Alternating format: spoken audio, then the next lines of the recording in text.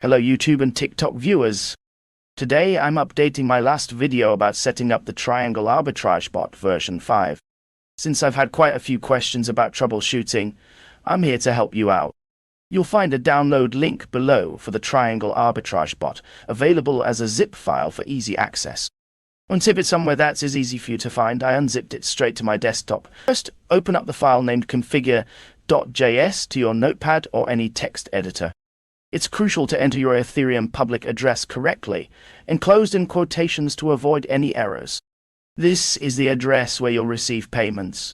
Next, it's time to input your private key to that address you just entered.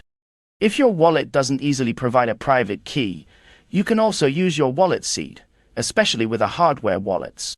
Make sure to also specify which network you're using: Ethereum, which is 1, Binance Smart Chain, which is 56, or Polygon.